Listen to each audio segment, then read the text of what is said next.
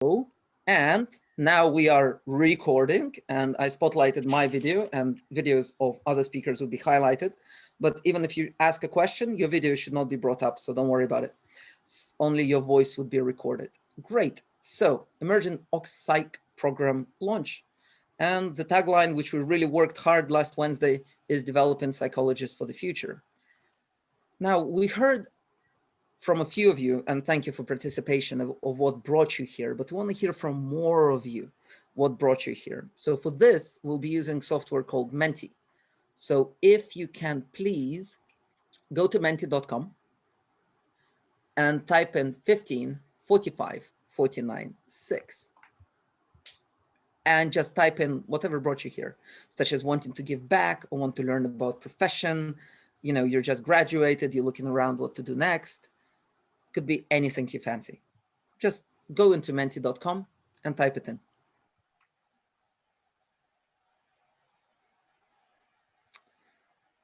Yes, the only thing missing from Zoom is elevator music. Oh, great, we have a few answers. Super. Sharing my experience with others, learning more about the transitioning from clinical to psych, curious. Wanted to move out of entry level, need to understand the chartership, must have. By the way, if anybody has any questions about chartership, David Biggs is the best person to ask. Meeting some cool people, well, you know, we're gonna try, no promises. Well, I like to think I'm cool. Anyways, but that's a different story. So we can see already quite a few answers. Support others, wonderful. Getting back into the field of psych, learning more about careers, guidance, love working with people in the development context, me too. Here to learn quite simply. Learning is definitely and giving back. Fabulous. So there's definitely a lot of goodwill and appetite for knowledge. And that's what we like to hear. Fabulous. From public to private sector. This is another curious theme. We have a few people who are transitioning professions, or even transitioning within psychology from clinical to occupational. So it would be really interesting to explore that. So, and another thing we'd like to know about you is your level of experience within the field of occupational business or industrial psychology, depending where you are. So are you currently a student? So we already have 5 to 10 years, 20 years, 1 year. Ooh, interesting.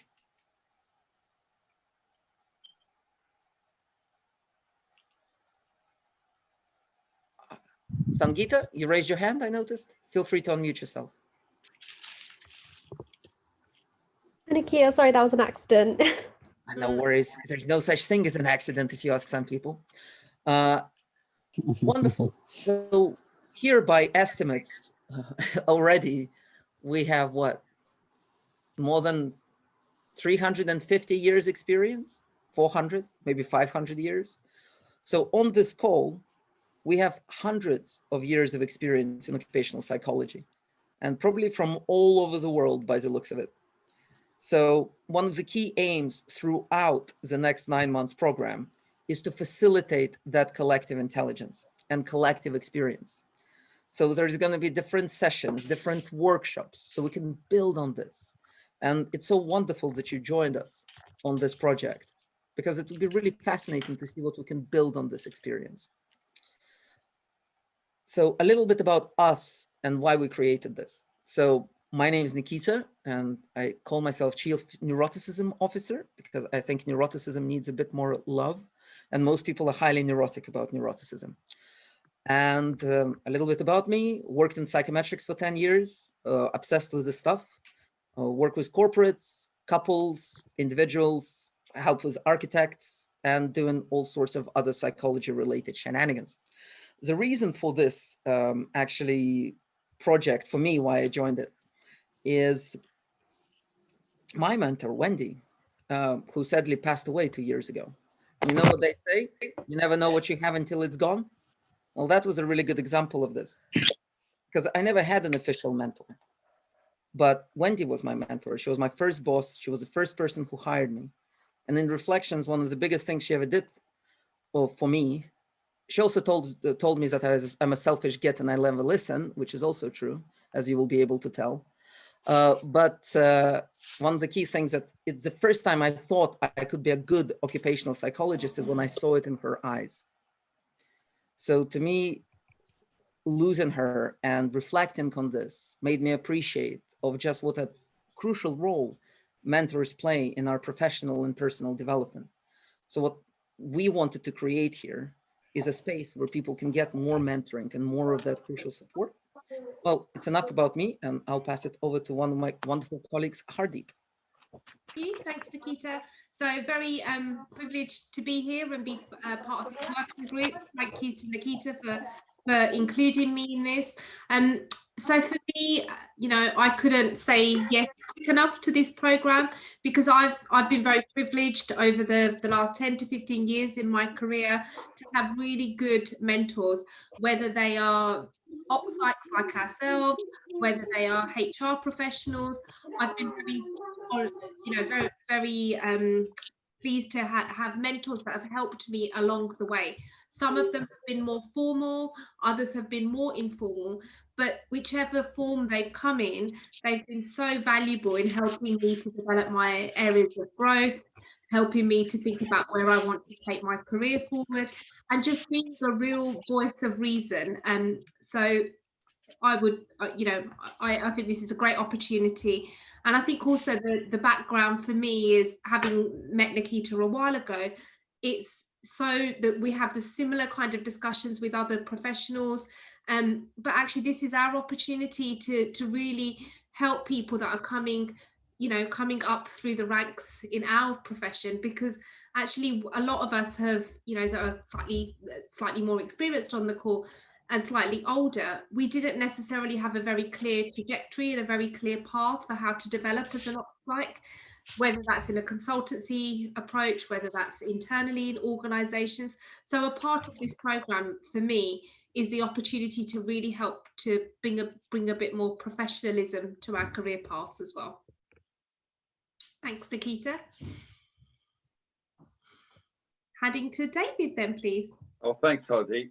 Yes, thanks everyone for attending this. And Nikita, myself, Simon, and Hardeep are really sort of pleased about the program. You were talking about age earlier. I feel much younger now, but only being 51. Some people sort of say I should retire, but no, I haven't yet. And I'm still looking for a role, so I haven't retired as of yet.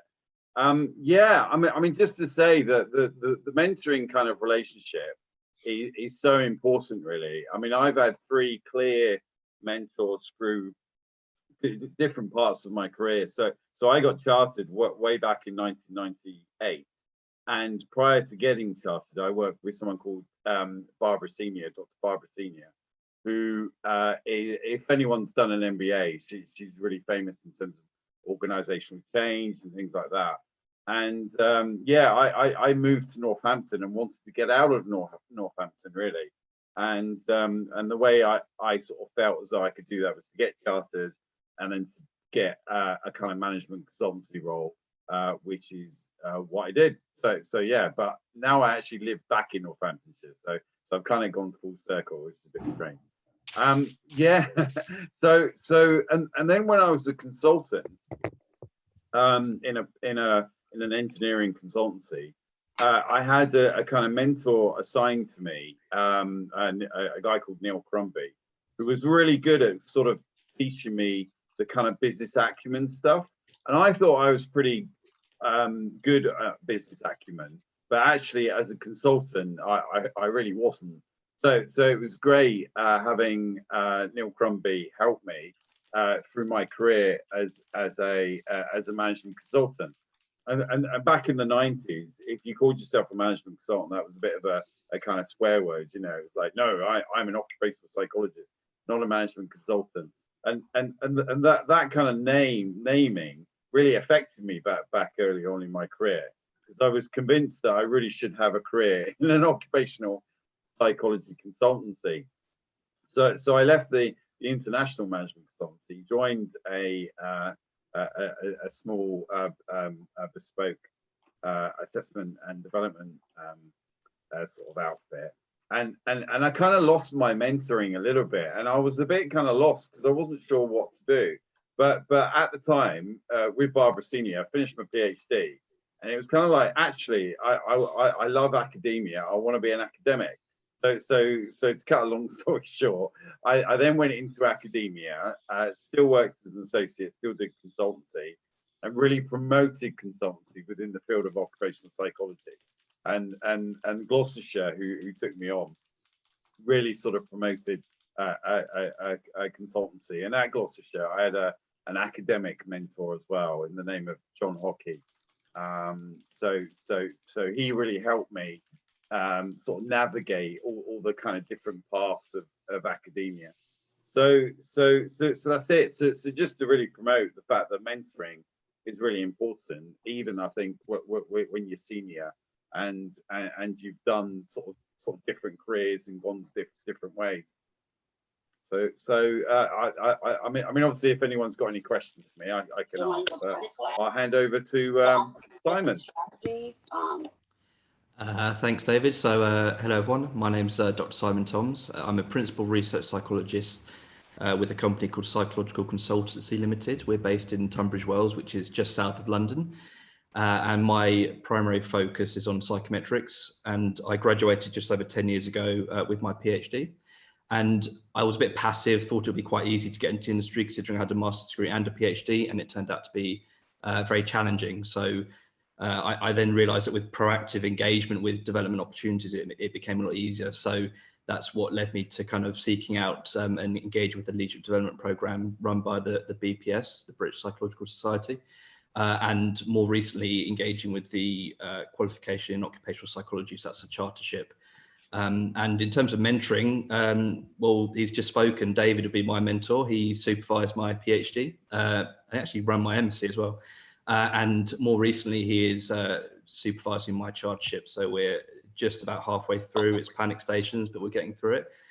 And based on my experience, I just realized how difficult it can be to get into the industry, and it can feel quite lonely and a little bit kind of elitist and shut off. But what I've realized in recent years, and this program has kind of demonstrated it in really strong terms, is that there's a huge amount of goodwill out there from more experienced people who are willing to help others. And I think what this initiative has demonstrated is that if we have somebody like the middleman or middle person to facilitate those connections with the kind of more experienced consultants and academics and the more kind of recent up and coming graduates, I think we can really provide a valuable process for everyone involved. So it's just a case of making sure we deliver that over the next 9 months. So that's me. I'll hand back to Nikita. Oh, thank you, Simon. And so what's going to be the program for today?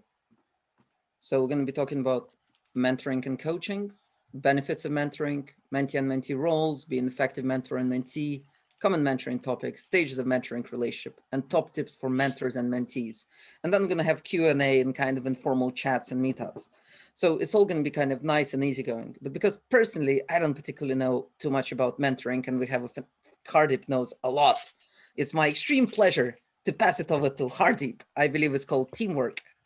So thanks, Nikita. So, oh, sorry, Nikita, if we could just go to the program slide first. Of course. Fabulous.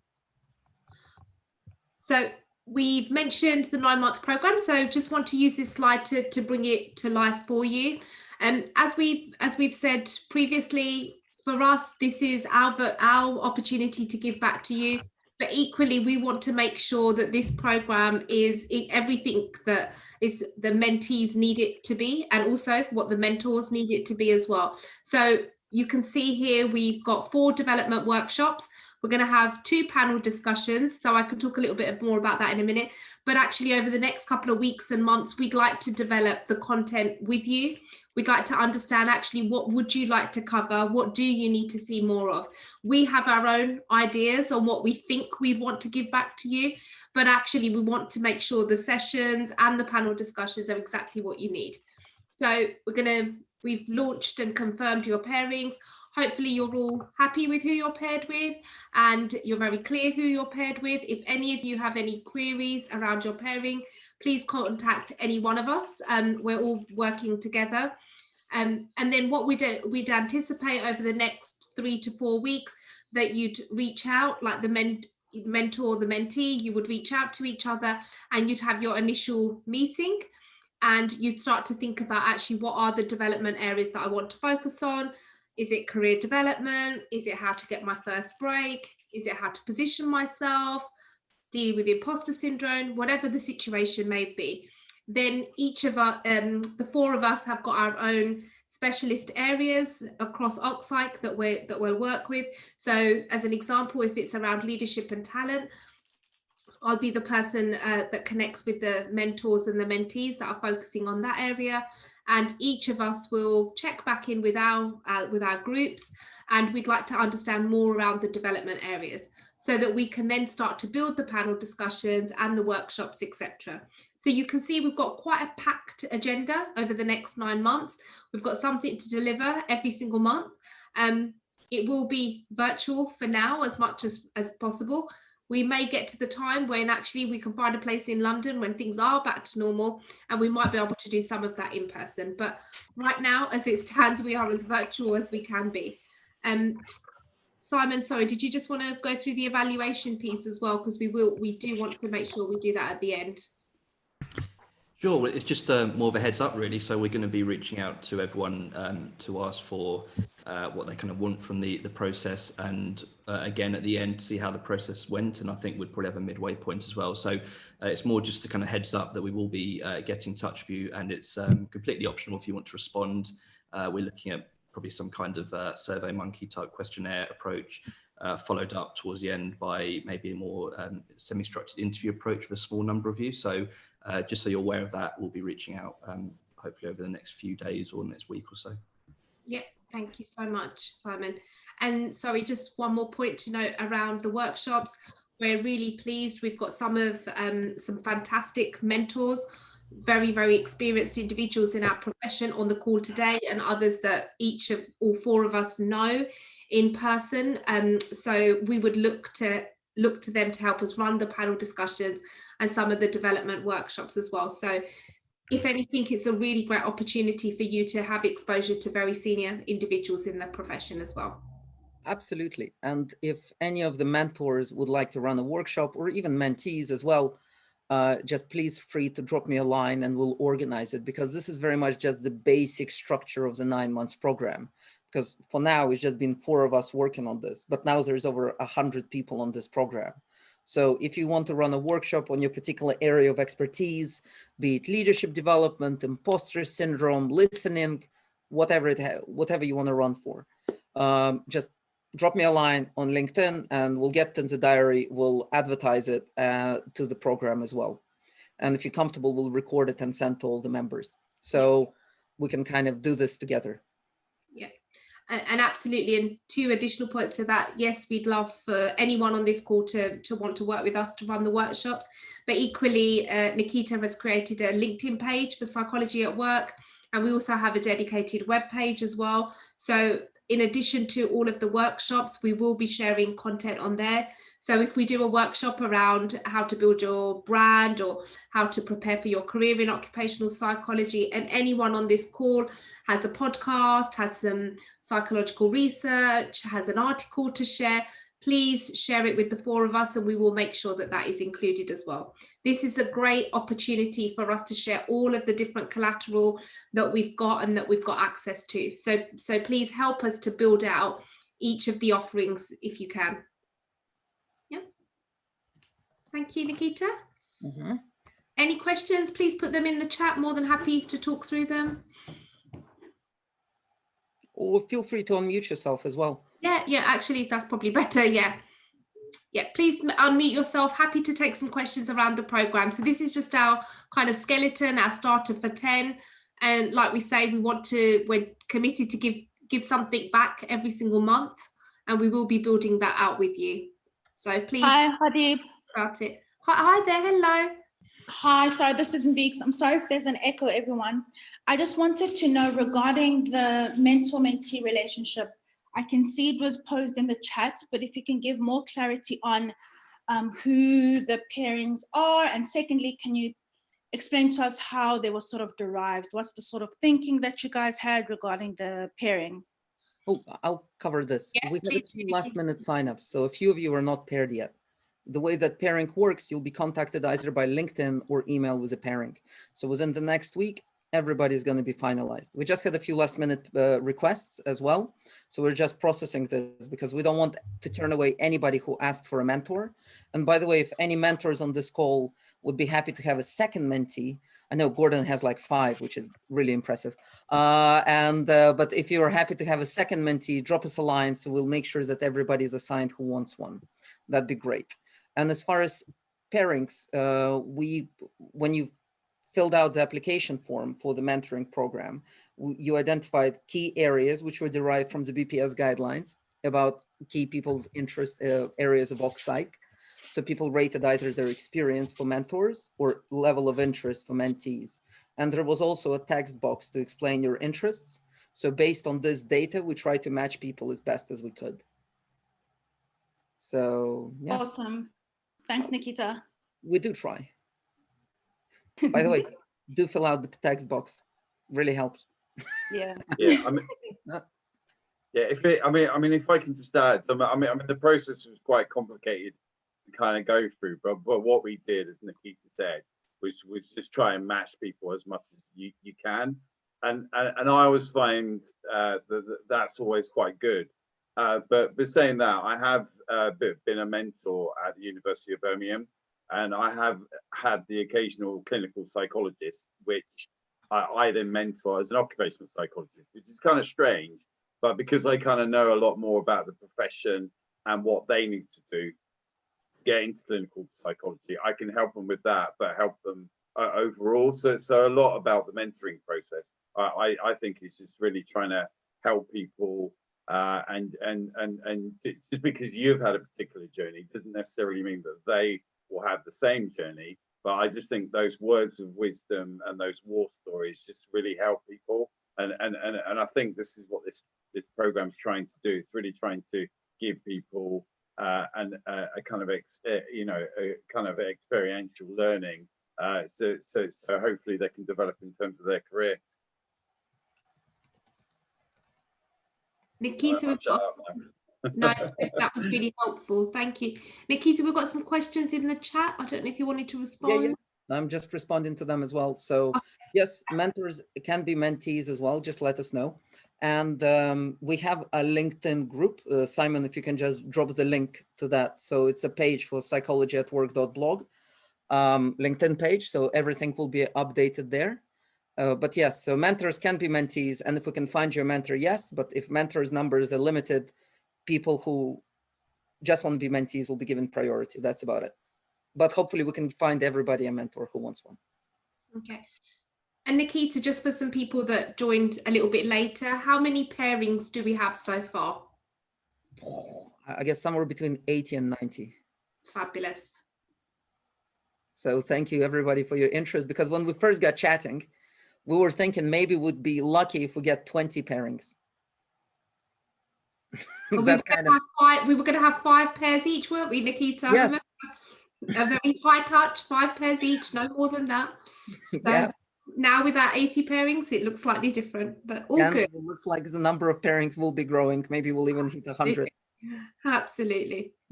Fantastic. Okay, any more questions? Please feel free to unmute yourself and ask questions. Or if there's something you'd really want to see as part of this 9 months, any particular workshop or anything that'd be particularly useful to you, that you came out of an MSc and thought, drat, I wish I knew more on that.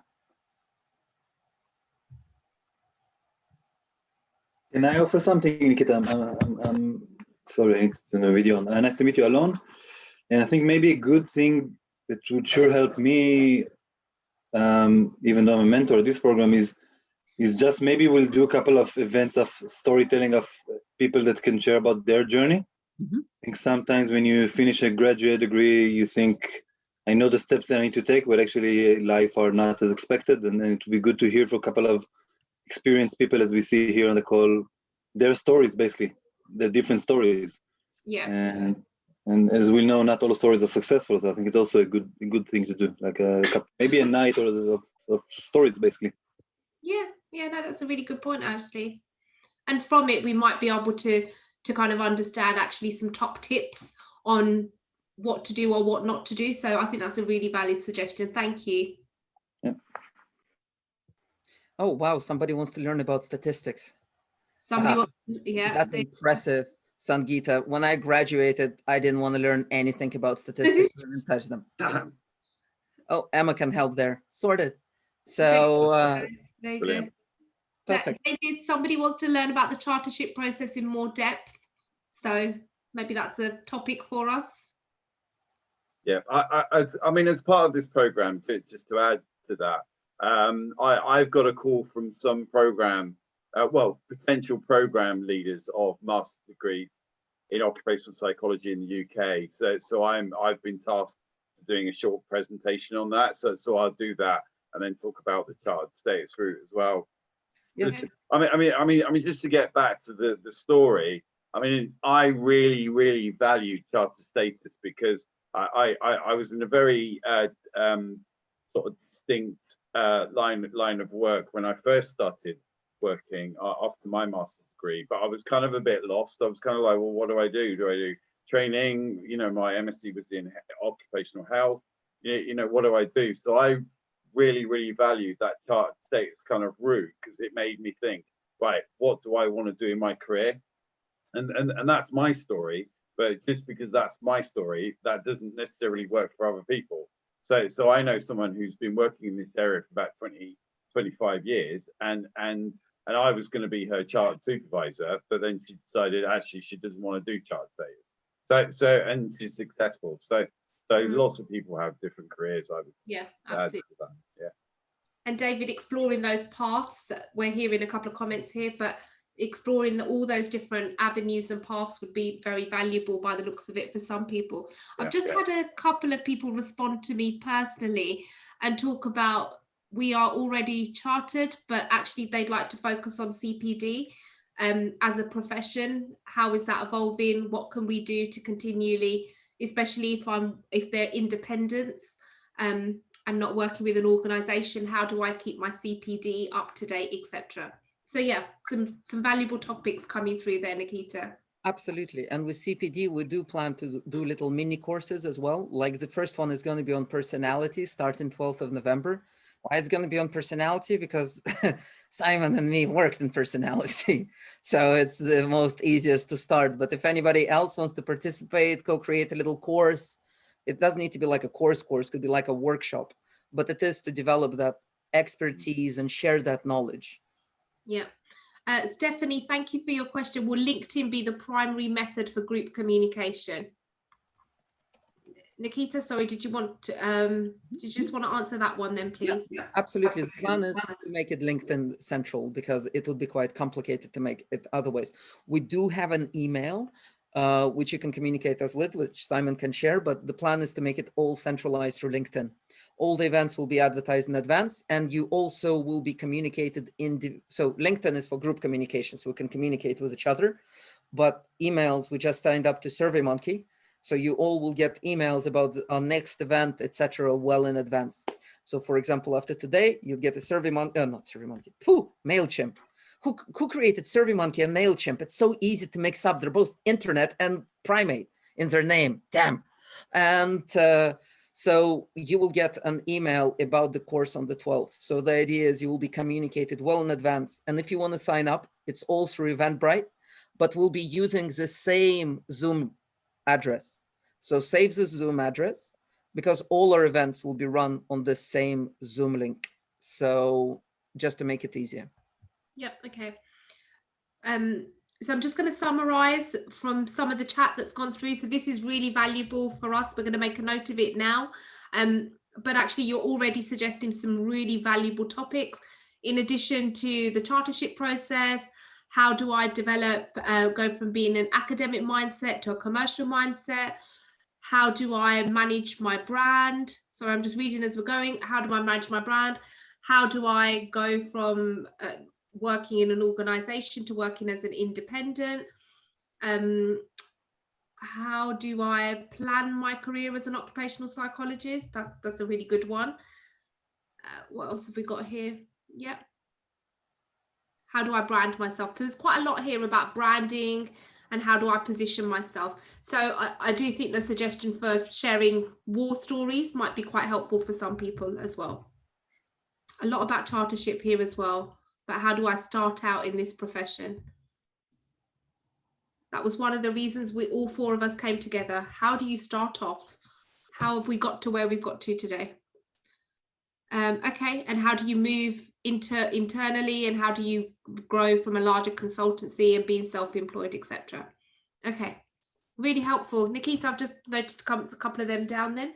And we'll save the chat as well. So we'll Yeah. follow up with anybody of you who volunteered or jotted down what they want to do a course on. We'll follow up probably next week. Absolutely. So the plan is to keep co-creating this program. So though one-to-one mentoring is, we plan to do this matching in the beginning of the program, such as before now or in the next week or two. And we plan to close that more or less. But anybody would be able to join any of our events going forwards. So there will be new people joining, such as, for example, the personality course will also, it's open to the public. It's just, you'll get like free tickets and all that to all of the events. But the idea is to keep networks circulating. So there'll be new people coming in, more introductions, new people, new ideas. So it's kind of harnessing more and more this diversity and collective intelligence as we continue and allowing you to connect. So for example, if you see people on a call, it really makes sense to connect with them on LinkedIn, because by the end of 9 months, and that's not an overestimate, I'm pretty sure you can add over 1,000 people into your network from our community and really grow it. And you never know where these connections will lead, not only in this 9 months, but in years and in your profession. Yeah, definitely. Just the last one to add, Nikita, that's come through to me privately, is around how do we transition from one area of OCPSYCH into another. So if someone's working more in the kind of the organizational development or mental well-being, how do they then move into, say, the leadership or the talent piece, as an example? So that's a really good point. Someone's saying, actually, it's not that easy to transition, and you almost, you know, you almost become penalized. You get penalized because you can't transition across different areas of OCPSYCH.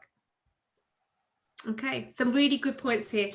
All I would ask is, after today, if you know you have 5 minutes and you want to think about, actually, what would I really like to cover in the program, both as mentors and mentees, please drop, or any one of us for an email.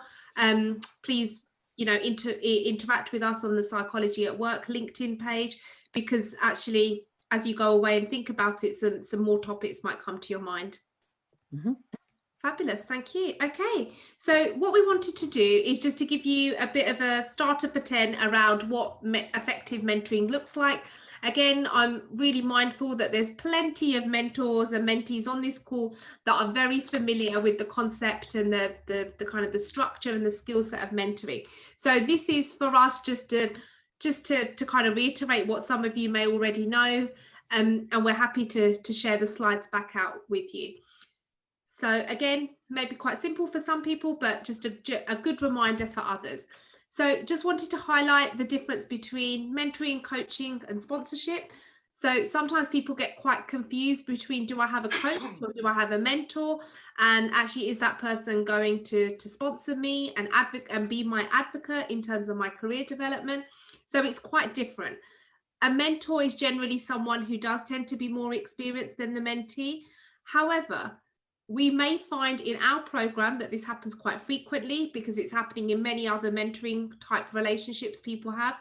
Reverse mentoring is a really big thing now. And that usually is someone that is younger mentoring somebody that is much older and experienced. So we may find some reverse mentoring going on, which I think is really good. I could probably do with some myself on the digital piece for sure. So it's very valuable. Mentoring, it really focuses on supporting the development of a mentee. It does tend to be on agreed areas. It's less of a kind of it's less broad. It tends to be on, these are the 3-4 key areas that I'd like to focus on, and how can you help me? Again, really good question on how we paired the mentors and the mentees. We looked at people's experiences, we looked at what they bring to the table, we looked at the areas of development that people were listing, and then we matched them up accordingly. So hopefully we've done some of that bit for you. It can be 6 to 12 months. The topics covered do tend to be quite broad and large topics that you can cover for that amount of time. Again, you may cover your area of development a lot quicker than that. So you may have another topic that you want to work on. What does the expected outcome look like? Development of the mentee, and actually a real satisfaction for a mentor. Having been a mentor for quite some time, but equally being a mentee as well, continually being a mentee.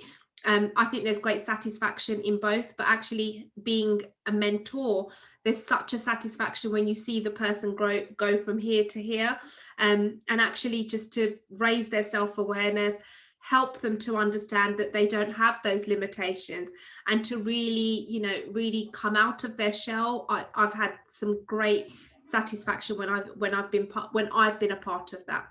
So mentoring and coaching, just wanted to make this distinction. I'm conscious we've probably got a lot of coaches on the call today anyway, but a coach is usually somebody who has a very clear skill set to assist with actual very specific goals. It does tend to be development or performance related. Again, that's, I think, where some of the confusion comes on. Coaching is quite a different skill set to mentoring. But again, as a mentor and a coach myself, sometimes you do find yourself slipping into mentoring when you're coaching, and vice versa. And again, I would encourage you as mentors on our program, if that does tend to happen, then absolutely you call that out, and you contract with the individual and you let them know that actually this is when I'm coaching and this is when I'm mentoring. So you may use some of the skills from coaching, but not necessarily coach the individual. Sponsorship, interesting how mentoring can be quite confused with sponsorship. Mentoring, and as you can see from the slide in front of us, that's actually quite different, and it does tend to be more around being advocates for your career progression. Does tend to be somebody in a real position of authority and influence. And I think, just to be transparent here, Nikita's point earlier, you never know where your networks may lead you. You never know who you may connect with through our program here today, and that's great. But this isn't necessarily a formal opportunity for us to help people find jobs. If that materializes, that's great. That's great. So I think we just need to be clear from the outset that you're not paired with the person who's going to be necessarily going to be your next manager or is going to help you find a job. So we just need to manage that, because we wouldn't want our mentors to feel uncomfortable in any way in that sense. Yep. But Nikita does regularly advertise any roles that he's aware of in the Psych work profession through LinkedIn. So I'm sure you'll see them as you continually go onto Nikita's page, as an example. Absolutely. So if we have created Psych Talent hashtag, especially for that reason, so I just popped it in there. And quite a few of you have been so nice to actually highlight any jobs to do with Psych. And it's like L&D, HR, Psych roles. There's just one senior consultant at Aon, they're looking, there was just a junior consultant advertised at Lane 4. And the idea is just follow the hashtag, check it every so often. And in LinkedIn, there's a little feature when you get that list of roles, just highlight, sort by date, so you get the freshest up, move to the top, because otherwise you have the most with most likes at the top, and they're not necessarily the freshest roles. So just follow Psych Talent and highlight any jobs, internship opportunities with a hashtag. So let's just make it easier for each other to find roles. Yeah, absolutely. But as I say, if there is, as we do get to know each other, or in this group that we're in, if there is a role that you think, oh, that's really interesting, I know that person works in that field and may potentially be looking, feel free to connect with them and share roles in that way.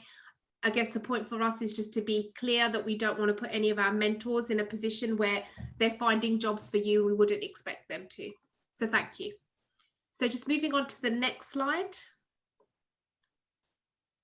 Oh, fabulous. So here, just a couple of things to pick out, but the clear benefits of mentoring. So for a mentee, hopefully this will be a fantastic opportunity for you to learn and grow. Really hope that you'll find it to be a safe environment in which you can discuss any work-related issues and explore any situations. The exposure to a broader business expertise and knowledge, you know, faster development of a wider skill set. So you have access. I can absolutely, you know, I am so pleased to see the caliber of our mentors. It's very, very impressive. So hopefully as mentees, the people that you've been paired with, you will be just as impressed as all of us were as well. And going back to Bob's point, it's my opportunity to give back. Absolutely. Mentoring is a really great opportunity for you to give back to our profession. So thank you so much for putting yourselves forward as mentors. We will also be creating opportunities for our mentors to network together through the 9 months, because we want to make sure that we're having regular conversations with our mentors so they can share, actually, I'm hearing a lot about this and maybe we need to do a bit more about this. We really want to leverage all of the experience that we've got around the table, and we really want to make sure that for us, you know, very aspirational, but for the 4 of us, if this program goes well, we'd love this to be a program that we roll out every single year, and absolutely it becomes part of our professional offering for anyone that's looking to become an occupational psychologist. So we have high hopes for this program, and the only way that we're going to get there is if we really create that opportunity to exchange knowledge, experiences, a whole wealth of ideas that we all have around the table. So as I say, for us, we will bring our mentor cohort together regularly so we can make sure that the 4 of us are very close to the key topics that are being discussed and the key challenges that people are talking about. Again, I think if you're a line manager, it can help you when you have somebody that's being mentored. You can see improved capability in an individual. As a business, again, a couple of the highlights, there's a real value add for doing this. So it's not just, yes, we're here giving back to our profession, but absolutely you can see from a business perspective, a lot of us on the call are employed by organizations. So hopefully you being mentored by really great mentors, it does help to increase your engagement at work. It might help you to grow your performance. It might help you to communicate better. So there's some real value add for you being mentored to a business, for a business as well, sorry. Okay, any questions? Please feel free to unmute yourself. I'm happy to take any questions. Oh, somebody made a comment that it has been so well thought out. I'm glad it gives that impression. Yeah, absolutely. Okay. To be fair though, Nikita, I mean, it has evolved, as Hardeep kind of said, but it's evolved through all of our passion to give back to the profession. Yeah, you know, we're all at different stages in our careers. We've all had different roles, and we want to kind of give back and help people get into the profession, really. Yeah, fantastic. Thank you. Any questions? And welcome any challenge. You may not agree with some of the points that we're sharing with you, and I always welcome a challenge. Nikita's face is showing that he might not, but I do. I openly welcome the challenge.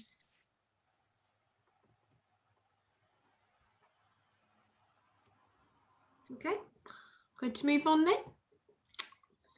So just moving on.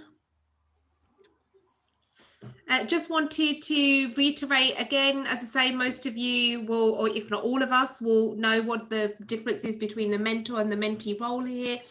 I think some of the points that I've mentioned already, the mentor's job is to help identify the actions, you know, encourage people to think differently and pursue meaningful learning opportunities, and actually be in a position where they can challenge them and act as a trusted confidant.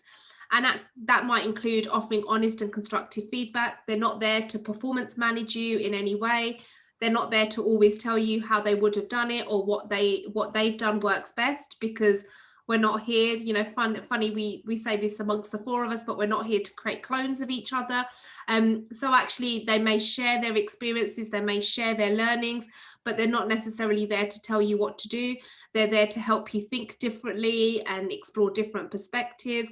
And they may use some of their experiences to guide you that way. As a mentee, we would anticipate that you'd have a genuine interest in your professional and your personal growth. Actually, you're open to feedback, you're open to continuous progression. We would anticipate that the mentee is responsible for scheduling the meetings with the mentor and making that commitment. But equally, with the guidance of the mentor, we would expect the mentee to own that development, the development goals and the activity plans, and schedule the regular meetings with the mentor.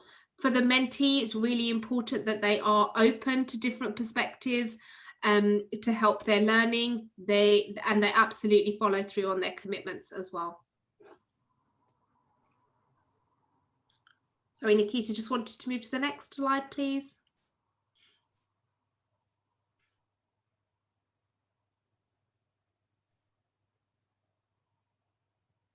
Sorry.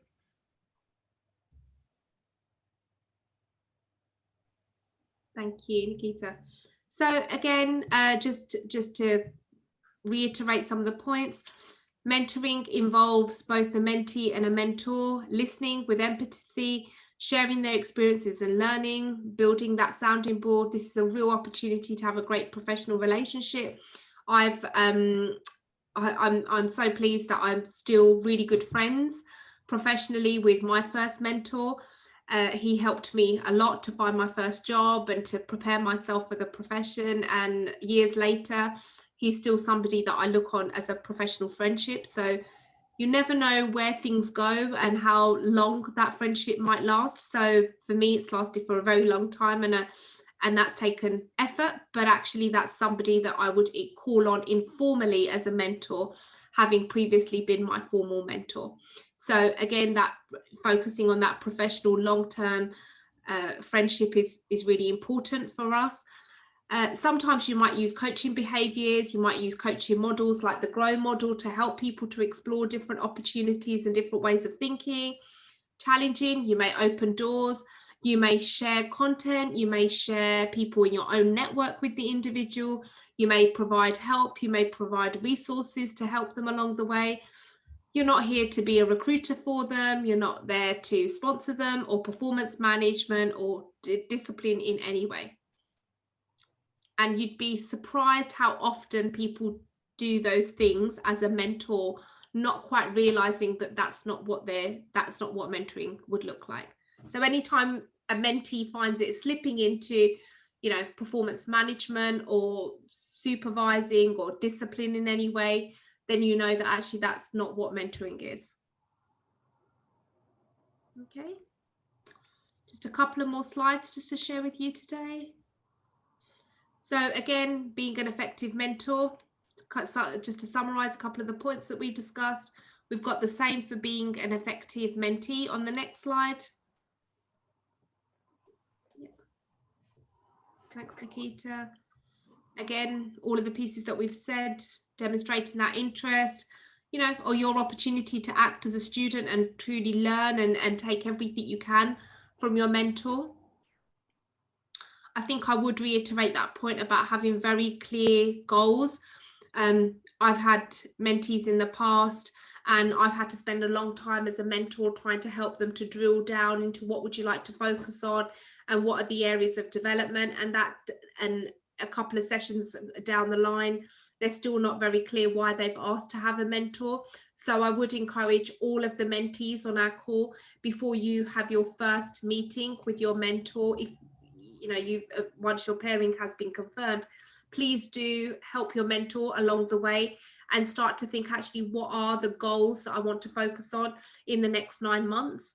You may find that your mentoring relationship finishes after the first 6 months, because actually you've covered the points that you want to cover. So don't feel like you've got to find really meaty topics that will last beyond kind of 9 to 12 months. Don't worry too much about the duration, but I think spend some time, reflect on actually what are the clear goals. So when we asked you to think about what are the topics you'd like to cover in the development workshops and the panel discussion, possibly some of them areas are the topics that you'd like to focus on.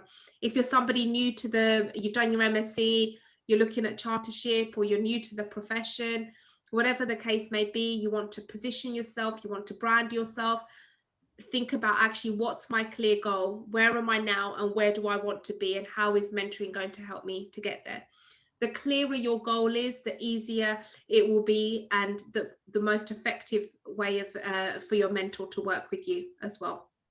Any questions along the way as you're trying to clarify your goals?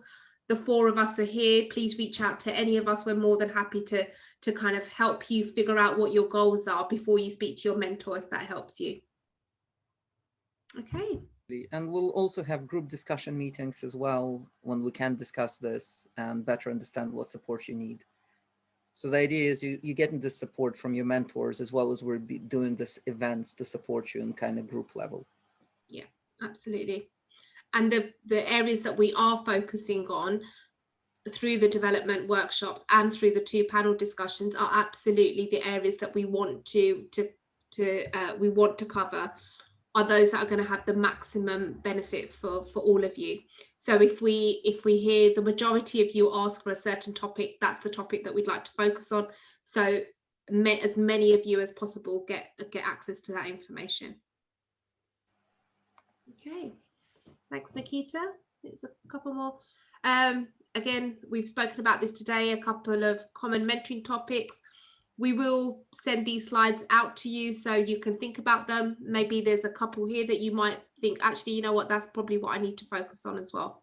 Just out of interest, in your Zooms right now, if you can go to the menu and select annotate, it's a little crayon. And then you can do a stamp of a heart or etc. Just stamp the topics which kind of most appeal to you to explore, such as, for example, for me, enhance my personal brand. Well, those are doodles, not stamps, Anna, I'm afraid, but there's a stamp option. So we can also see Caroline, managing difficult stakeholders. How do we have difficult, improving confidence? We have imposter syndrome has 2 stars. Nice, enhancing personal brand. Seems to be popular. Some people decided to draw a bit of Rorschach. That's okay. We're down with that. And wow, geez, that's quite a straight line through all of them. Oh, wow, okay. Somebody drawn a very nice heart, somebody done tick, clearly higher on openness or low on listening skills, I don't know. And about the stamp feature. Wow, nice. Quite a lot of participation. That's great. Thank you, guys. This is really helpful for us. Let me just save it. Saved. Great. Thank you. Because this program is all about co-creating it. We have like a sort of a skeleton for the next 2 to 3 months, but it's a 9 months program. And to us, what's really exciting is what we can build together. So Nikita, again, I've had some separate comments. Somebody's spoken about CV preparation, preparing for my interviews or assessment centers. So that's a good point. And 2 people have asked for support around mental well-being. Oh, absolutely. You know, when you sign up on a chartership, they require you to go to a GP to get a certificate that, you know, you're stable enough to go on the chartership process. So it can be emotionally and mentally taxing. Yeah, yeah. Yes. But the whole idea is also to create this community support. So we'll connect, we'll have our events, you have your one-to-one. Just because we're all remote doesn't mean we cannot be together. In fact, as we've said in our working group, being remote has somehow worked to our advantage. Today on the call, we've got people from around Europe. And do we have anybody outside of Europe as well, Nikita? We have quite a few people from the States. Fabulous. So it's become an international program. It was only meant to be a UK-based program in person with no more than 20 pairings. So Cohen is from Namibia, India, Malaysia. yeah, it's gone international. So thank you guys. Fabulous. Then we've just got a couple more slides and then we're finished. 1 second, let me just save everybody's answers so we have it. Then I'll need to clear it, clear all drawing, but we have the answers, so no worries. Oh, another little heart. Can't have enough hearts. Okay, next one. Okay, fantastic. So again, you'll get these slides, so please don't feel like you've got to write everything down. That's usually what I tend to do, but as I say, we will get the slides. I've had a couple of people ask me about the slides already. So we've got some drawing continuing, which is absolutely fine. So just wanted to reiterate some of the stages of the mentoring relationship. Please don't feel pressured to absolutely feel like you've got the best relationship on your first mentoring meeting. You know exactly what you're going to work on, you know exactly what the common interests and personal values are. In my experience of being both a mentor and a mentee, many times now, it takes a little while sometimes, and we've got to be good to ourselves. We are all doing this very virtually and we're doing it remotely, so it may not be as easy to develop that rapport as what you've probably had in person in the past. So again, it may take you a couple of sessions just to get going, just to kind of think, actually, how do I work with this individual? Where are the linkages, and how can that person help me with my personal and professional goals? So please, as I say, get started, and start as you mean to go on, but equally don't put huge amounts of pressure on yourself to have this amazing rapport with this mentor that you've been assigned. Again, as I say, as you build that relationship, you may want to have a few ground rules. You may want to have some clear timeframes. I.e., one of my mentors, I have a regular diary invite with her for the first Tuesday of every single month. It's 90 minutes. We used to meet for breakfast and now we meet virtually. But actually, I love the fact that it's in my diary and I don't let that move for anything. My own mentor, I've got the last Thursday of every month, I meet my own mentor. So for me, it just helps to have the dedicated times in my diary. And I know that actually that's the timing that I'm working for as both a mentor and a mentee. So that might work for you. If it doesn't, feel free to alter it. I would encourage you to even as we work remotely, I would absolutely encourage you to not put the mentoring session in a jam-packed day. If you can have it at the beginning of the day and that really helps, or at the end of the day, but actually you don't want to be tired for your mentoring session. You do want to be in a good frame, in a good headspace. You do want to have a bit of time. It may be 60 minutes, it may be 90 minutes, but you don't want to be rushing from one meeting to the next and then be working with your mentor. So try to give it the time that it deserves, for sure. Again, working, understanding the relationship a little bit better. The more you get to know each other, the easier things will be.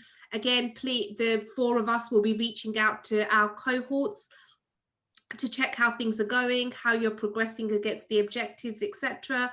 Simon's point earlier about the evaluation piece, we'll be doing midway evaluations, we'll be doing end of program evaluations, and we'll be doing regular check-ins to find out how you and your mentor are getting on. I would just say, if any of you are paired with somebody that you may want to be, you may not be able to work with, we can absolutely help you with that as well. And you know what, sometimes you just don't connect with people. That's fine too. So please don't feel that, oh great, now I'm going to have to work with Joe Blogs for the next 9 months and we can't even have a conversation. Absolutely fine. Reach out to any one of us. We're more than happy. There's plenty more people that we can find for you to work with. Please don't feel that pressure in any way. You can't, sometimes you just can't make that, you just can't get that rapport with somebody. And I'm sure many of us have been in a similar situation before. Yeah, is that fair to say, Nikita?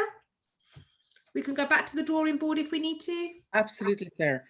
Look, the honest thing is we're all doing this for the first time.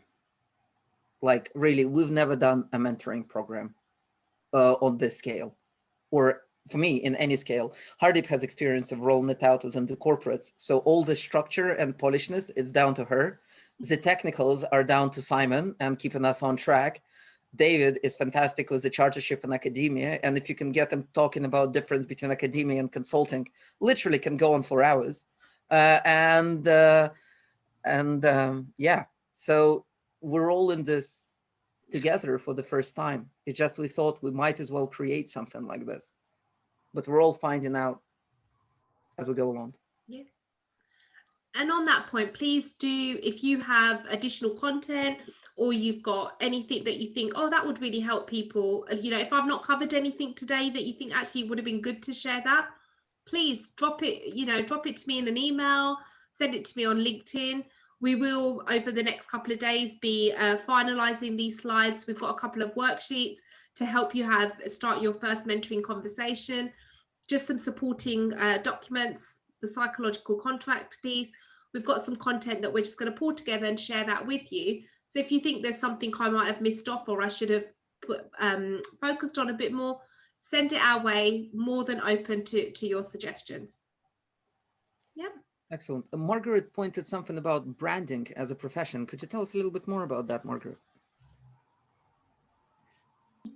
Yeah, hi everybody.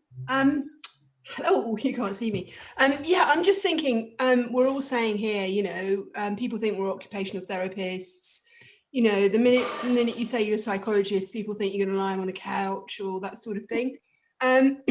We know that as a profession, we do a really bad job of explaining and talking about what we can bring and offer to organisations. And I'm just thinking that with all of these people who are, you know, flooding the organisational market, maybe there's something we could do here collectively on who we are, what we can do, and how, you know, we differentiate ourselves from, you know, your average consultant. Yeah, good point. Yeah, definitely. Because we're from all over the world. There's more than 100 of us, and it's a good place to start. Can I ask a question on the back of that, just for some experienced business and Psychs that in this chat? Do you find that you get a different response when you say you're a business psychologist as to what you get when you say you're an occupational psychologist? Do you tend to change the language in order to sort of prevent that confusion occurring? Can I answer that? And then I'll just start. I think it's really unhelpful that we've got so many different labels for our job. Yeah, that's a good point. So in answer to the question, no, I haven't found any difference between being a business and an occupational psychologist. It's the word psychologist that's problematic because of the association that people have with what psychologists do, i.e. it's a clinical specialism. Can I just come in on that as well? So I agree with both Amanda and Margaret. What we do have to do is some explaining, and unfortunately there's a bit of a legacy that we've inherited around our title, that those of us who've been around the BPS for a number of decades will remember. I think one of the problems we've got is that occupational tends to make people think, you know, once they've got beyond the psychology bit, that we're a bit focused on careers. And of course, we're much broader than that. But I find I talk about myself as an occupational psychologist because that's the protected title. And that gives the sort of public surety, as it were. And then I talk about what that means in terms of psychology in business. So you do find you need to use both. But I absolutely agree that the time is ripe for us to start to think about how we brand ourselves. Those of you who know me quite well will know I'm one of the chief supervisors for the qualification in Psychs. So I'm rather more intimately involved with the BPS than sometimes I'd like to be. And it's quite a frustrating organisation and quite inward focused. And I think there's a real opportunity for us actually to start to think about how do we want to be known, and to start to take the lead on that. Because I guess one of the difficulties with this industry is that we do sit between being a healthcare profession, but being ultimately a business, a corporate kind of profession, with sort of the HCPC. So our identity as a profession is also very mixed, isn't it? Which must just add to the confusion completely. Yeah, totally. And the HCPC, I think, struggles to get what we do. Quite often they tend to think that we have patients, and maybe some of our clients we'd like to think of in that way, but we don't, and they don't find that a terribly easy thing to deal with. So as I say, I think this is clearly an innovative and forward-thinking group, and I think there's a huge opportunity here for us. And this is one. Add something, please. Oh, go on, Joseph. Oh, thank you, Joe. To add on to Margaret and Claire, what you were saying, I was thinking of some video content you could kind of produce. In a sense, you get everyone together, brainstorm, but think strategically. How are we gonna brand ourselves? What's a good way to do it? It could be fun. It could be everyone's got a 2-second segment, or it can just be quite creative, and you can make a lot of noise with that. Maybe that could be some sort of starting point. Obviously take some time editing, and I'm sure with a lot of brains we can probably create something quite short but kind of sweet and make sense, if you know what I mean. Yeah, that's a really good idea, Joseph. Thank you. I think also, Carly, Margaret, Amanda, really, really valuable points. And that's, the points that all three of you have raised, they're actually what led to the four of us working together in the first place. Having all four of us have come from kind of different streams of practicing occupational psychology. But I think another point to add to that is a lot of our job titles are, especially in a corporate organization, they wouldn't necessarily say occupational psychologist or business psychologist. So I'm a group head of talent and development, but I always feel that I've got to then introduce myself, but I'm a practicing occupational psychologist. And I've had people look at me to say, so that's your job title, but you said you're an occupational psychologist. But then you don't get no one lets you have that job title as such. That's not what you're recruited for. So there is that kind of, ambiguity around us saying that we're practicing occupational psychologists or we're chartered occupational psychologists, but actually that's my job title. So there's a bit of work to be done there for sure. I'm just curious. I just created, let me just resume my share, because one of the key things that it's all done under psychologyatwork.blog banner. And the reasons why we started this is to create a central resource for people interested in psychology at work, hence psychologyatwork.blog. And within it, we have our blog page, as the name suggests. We also have a bit on jobs, and we also have now created a mentoring program as part of this. And the thing is, it's a platform. That's what a website is. And it can evolve in all different ways. So we had some ideas about website as far as videos, etc. And I'm just curious, just jot down your ideas. What can we do? Whenever you thought, my God, if I had support of a professional body to do this, I would do this. If you can just log into Mentee and just type in 15, 45, 49, 6, and just jot down ideas. It's not that this is what we're gonna do, but I'm just curious to hear what ideas you feel we could do to improve our image, to actually develop it, or what we can do as part of this 9 months program, or what would you like to do? So if there's something you'd like to take a lead on, put your name to it next to it as well. That would help. Or you want to be involved in thinking on this, because this is a platform. We can do whatever we want. And thank you, Simon, for setting it up, by the way. Get media coverage, educate on the core models for particular areas, consistent elevator pitch. The issue is we don't go in elevator, should be updated to Zoom pitch. I don't know. An app that organized can use to access our expertise. Oh, that developed quickly. Well, the fifth point was an app. info and different educational routes to get into the psych profession. And we already heard a few. We heard people who transitioned from other careers. We had people who were students, you know, even ex-chemists. Any other ideas what we could do?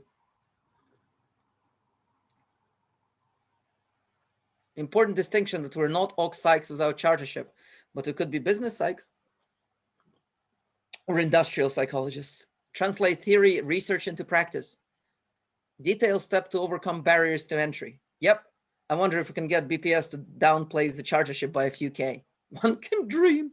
Yeah, Veronica, thumbs up. So to that point, it is a chartership qualification. And you know, you would pay something similar if you're an accountant or an engineer or some other sort of profession. Yeah, but with accountancy usually paid by the company you work for, and it's very hard to get entry-level jobs in psych, much so more than an accountancy where you have even internship status when you don't need a formal education to go into it. I totally agree. So maybe one of the things we need to do is to get BASE to sponsor us in the way Department of Health has sponsored clinical and Department for Education has sponsored educational. That's here, Claire. That's awesome. I think we're on a lost leader on that one, but that's what we'd have to do.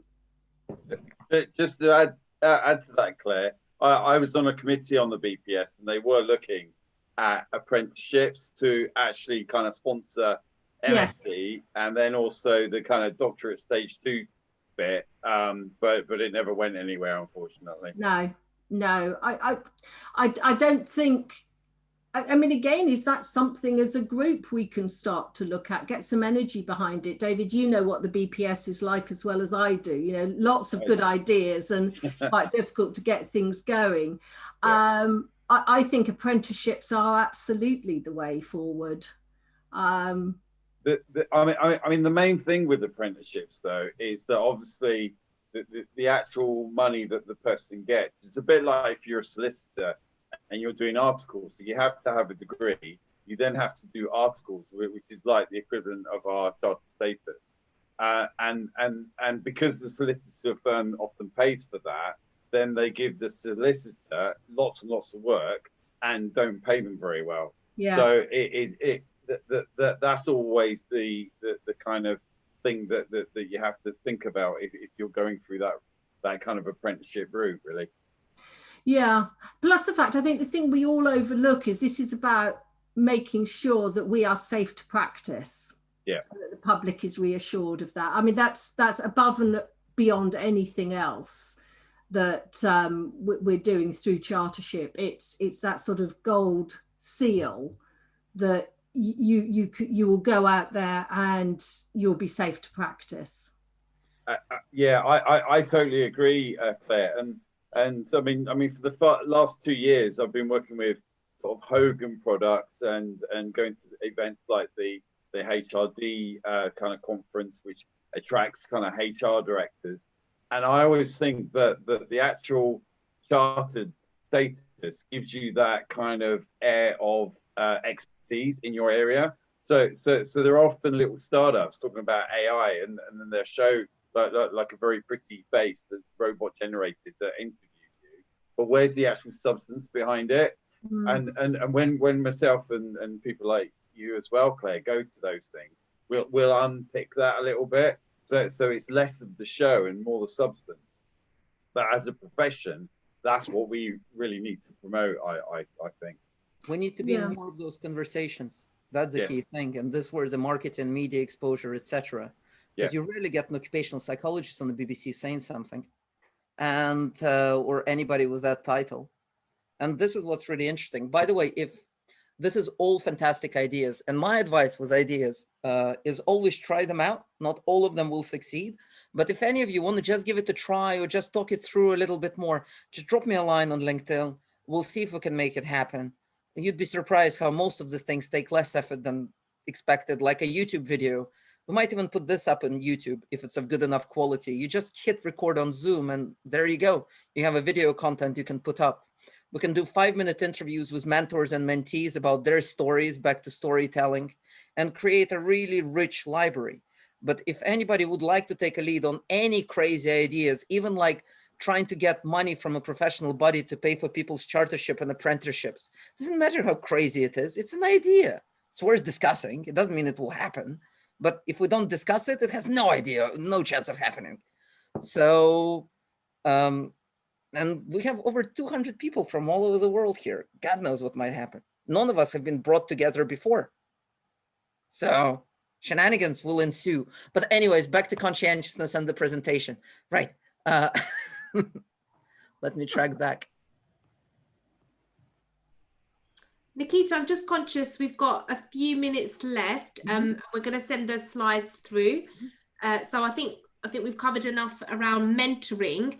I just wondered if anyone had any additional questions around the program or about how to start their mentoring relationship, so that we can help you get started in the time that we've got remaining.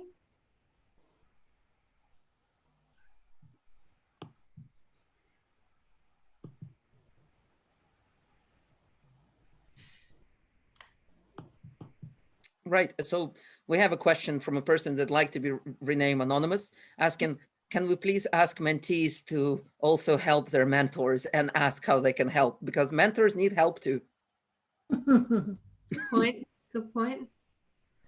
And therefore, going back to Hardeep's points about reverse mentoring, it's very much a two-way street. We can all learn from each other. Plus, we'll have these group sessions as well, where we can learn together. Yeah. And I think also, just to add to that, I mean, some of us have been mentors, or we've been mentees before, but actually coming into this relationship with quite an open mind. There's not a kind of a magic formula that works every time. You may need to adapt yourself as a mentee or a mentor for the needs of your relationship with them. So it's not treating it exactly the same way that you've done with your previous mentee. So I think that bit's really important. We've got a couple of people asking here, do I set up the, yep. So the mentee, yep, it'd be great now that you've had the pairing. If you haven't, you will have your pairing in the next couple of days.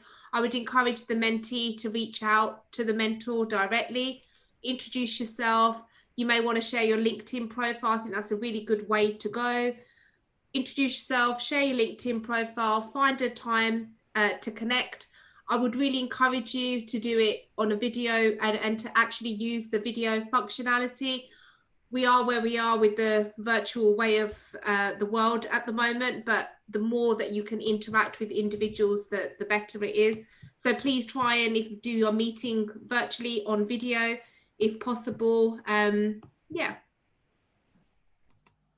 Oh, Harry, you asked a question about LinkedIn. Absolutely happy to cover that. We can do a session on LinkedIn as an OP. Do you need particular help with, well, do you need help with anything in particular about LinkedIn, Harry?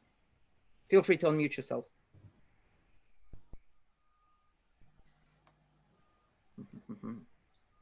For me, it's more about how to utilize it to make effective connections, because I've got quite a few connections on LinkedIn, but I find it difficult to make that first kind of contact and talk.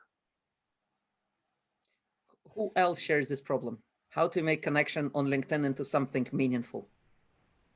Show your hands. My hand's up, Nikita. Excellent. Yeah. Thank you for specifying it. So we can definitely cover that, but does anybody have any ideas? Like, how would you like to be approached on LinkedIn, which increases the chances of a meaningful connection? A couple of good points here, Nikita, just to add, how do you go beyond the first LinkedIn introduction to actually become that person being someone in your network? So actually, how do you then maintain that relationship and keep it going? That's a really good point. How do you share commonalities through LinkedIn? Yeah, really valid. Yeah, I've it's Simon here, the other one. I've done that a few times where I've reached out to people and I've sort of just asked for the opportunity to have a quick conversation. often a lot more senior psychologists and things like that, and grab sort of 10, 15 minutes of their time and talk things through. Maybe as an idea, not immediately, of course, but after you've had that sort of initial introduction. I don't know what anybody else thinks on that. Absolutely, having a chat. Pedro, you mentioned that you'd be happy to help. Yeah, can you hear me? Loud and clear. Yeah, sure. So happy to share some ideas for me and for many people in my team. We have been using LinkedIn to kind of create an informal network. For me personally, is the most powerful and the cheapest way of learning informally about my craft, about my area of expertise. So I definitely can share some tips.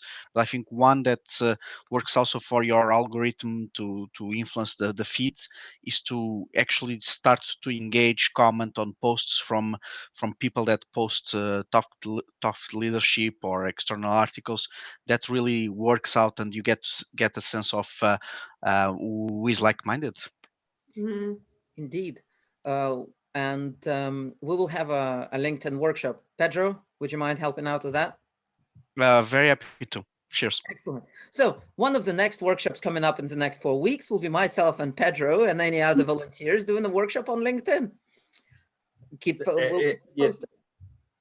I was just going to say, I mean, that sounds great, Nikita. I mean, talking with my academic hat on, it's amazing actually. You know, because when you're doing a PhD, it's kind of a solitary process, and then when you actually get to speak to people that you've been reading about for the last couple of years, it's actually really amazing, and actually people are quite open to have those sorts of you know, conversations. So anything like that is really, really good. And you know, I've talked to people like Richard Hackman, and I was like, oh my god, you know, your theory, you know, informed my PhD. So yeah, it's really great. I know. And like this, I reached out to Peter Saville and currently reading his new book, which is about to go into print, called Testing Times. And Peter also agreed to speak at one of our events. So we'll have Peter Saville in the next months to come as well, happy to say. So it is about reaching out. That's the key thing. Like, what do you have to lose? I mean, the key thing to me, at least put something in the message to the person that you actually read their profile. Like, you know, like, oh, I noticed you're a psychometric aficionado. You know, what in the world of personality got your attention?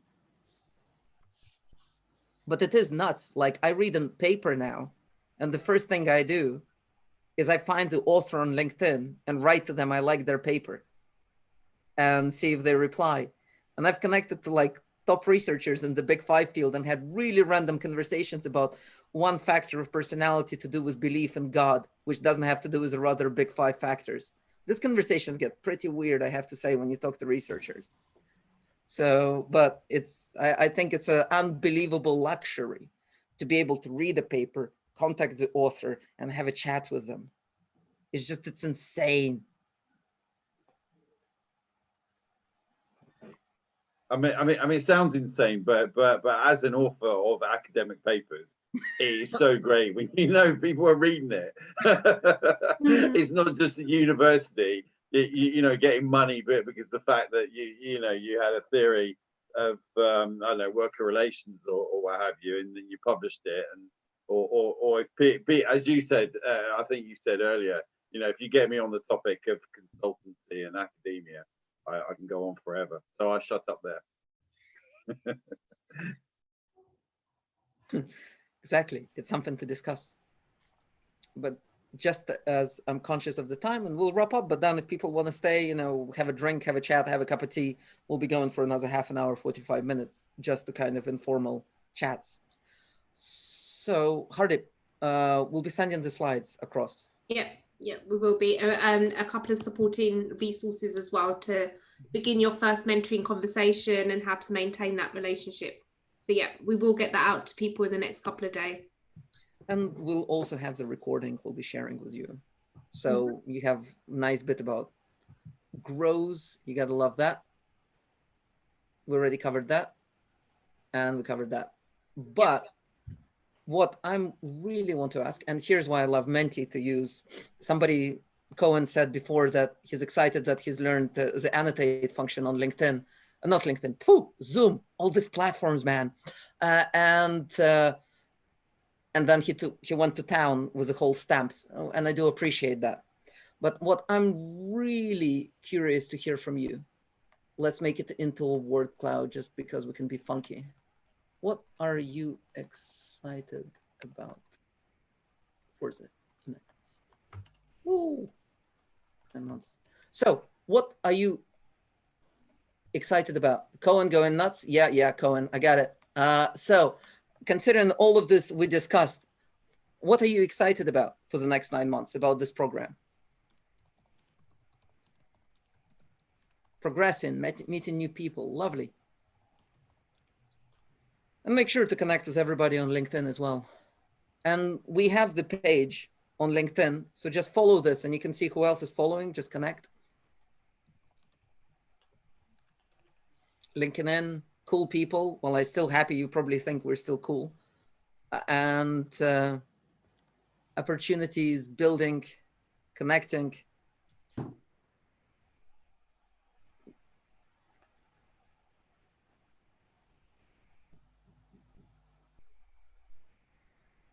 Promoting Knox Psych.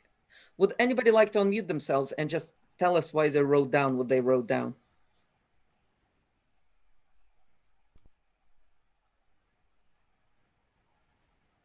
Otherwise, you're just going to get a running commentary in a Russian accent. And I'm not sure that's what you want. I couldn't write it down, but I would say living a more meaningful life. Wow, Viktor Frankl. Perfect. I mean, that escalated quickly. And search for meaning. Yeah, I'm going that deep. I'm going deep. I'm kidding. Mine was, I love your comment about the Russian accent, Nikita. Mine was inspiring and being inspired back. Oh, that's brilliant.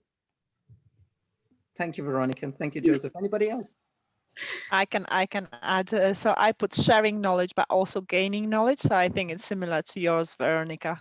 Yes. Excellent. Everyone's going to win. Yeah, it's a continuous win.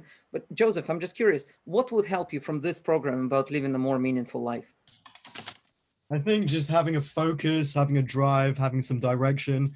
I think earlier Simon was talking about, being lost, right? So, I think with a bit of guidance and a bit of mentorship, I can have that kind of direction and focus. So, and then that will then drive more meaning because I'll be looking at things in different ways and I'll be progressing into hopefully finding a job and, other things will start happening, So yeah, I think, does that answer your question?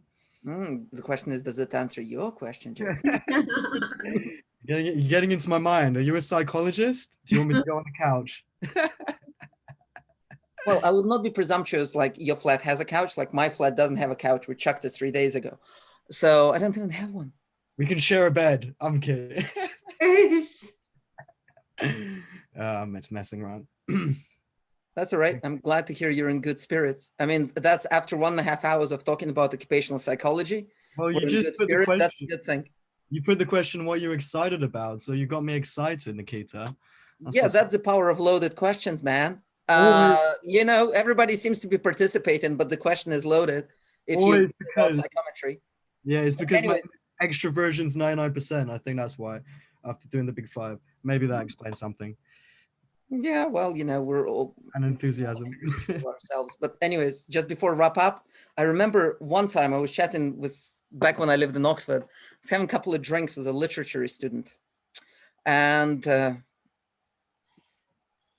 basically it ended up he wrote his last assignment based on our conversation, and he made me into a character. And it introduces me. He was a Russian occupational psychologist who desperately tried to be himself.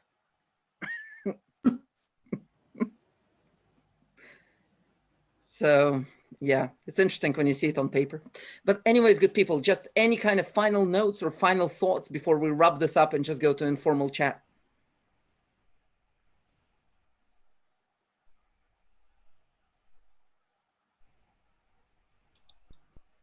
Really great feedback, Nikita. Everyone's super excited by the looks of it to be on the program. So really positive responses. Excellent. Stefan or Stephen, you look very thoughtful. Any reflections or thoughts you care to share?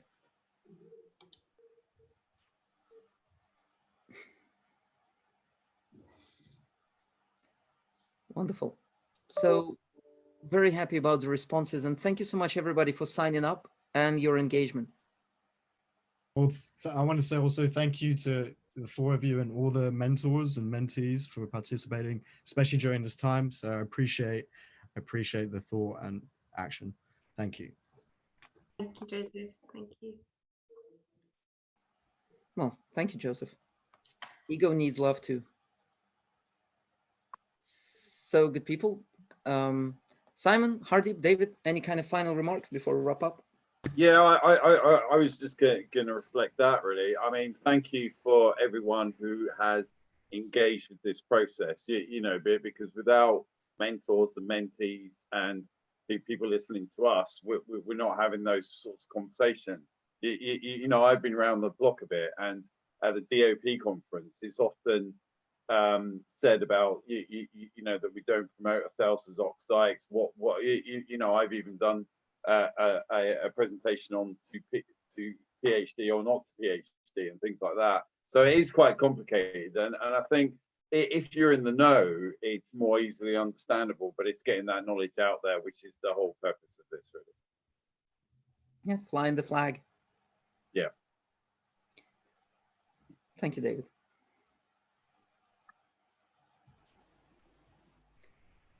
Simon, Hardeep. No, just me. Thank you to everybody for joining. I'm even more excited to help bring this program together today. And I think to David's point, you know, there's a lot of information out there. And I think if we look at the wide array of people on the call today, oh my goodness, we have got so much between us. So I would absolutely, like, my parting comment would be, dig deep and share wide for sure. Excellent. Thank you. Yeah, I would just add, so I put in our email address in the chat. It's team@psychologyatwork.blog. One thing that's emerged very quickly when creating this, as others have said, we were expecting sort of 12 initial pairs, and we're like, oh, we might be able to get 20. And fast forward to now, we're closing in on 100 pairs, in addition to like gold level members who are involved in the program, but without a mentor, which puts it over 200 people.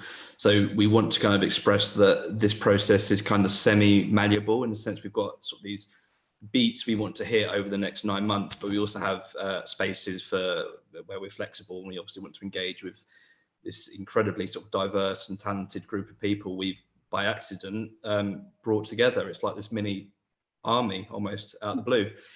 So it makes sense to kind of engage as much as possible. So that email address is one way to do it. We're obviously on LinkedIn. If you're not connected with us yet, feel free to connect. And we look forward to hearing from you. Excellent. And keeping the conversation going. So here's to the next 9 months. Good people. Thank you. Thanks. Well, thank you, everybody. Let me just stop the recording.